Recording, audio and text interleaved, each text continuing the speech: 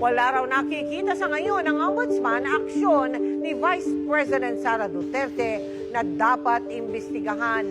Ayon kay Ombudsman Samuel Martires, may buwelta rin siya sa opisyal ng Justice Department na nagsasabing dapat disiplinahin ng ombudsman ang vice-presidente. As far as we are concerned right now, we have not seen any acts of the Vice President that we should investigate.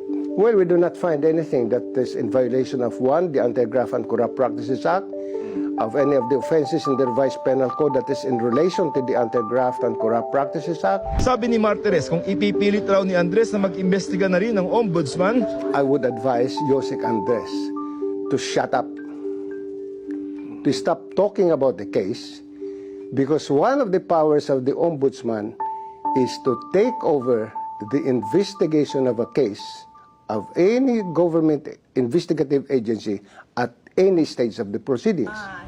pinaalala ni Martires kay Andres ang nakasaad sa Section 15 ng Republic Act 6770 o Ombudsman Act of 1989 na may kapangyarihan ng ombudsman na imbestigahan at kasuhan ang kahit sinong public officer, empleyado, tanggapan o ahensya at maaari nitong i-take over ang investigasyon ng anumang ahensya ng gobyerno. Kasi halimbawa ngayon, she's being investigated for ETA, anti-terror law, and grave threats. Yeah. Pag ganun pong nature ng investigation, can you take over? If we find that the grave threats is committed in relation to office, are these grave threats done in relation to the performance of her duties as Vice President? If not, that would be personal. And we have no jurisdiction over these things. Ayon kay Ombudsman Martires, bukod sa investigasyon na gagawin ng NBI at DOJ, pwede ring i-take over ng Ombudsman ang investigasyong ginagawa ng Kamara kay Vice President Duterte. Iniimbestigahan ng House Committee on Good Government and Public Accountability ang paggamit ni VP Sara ng 650 million pesos na confidential fund ng Office of the Vice President at Department of Education. We feel that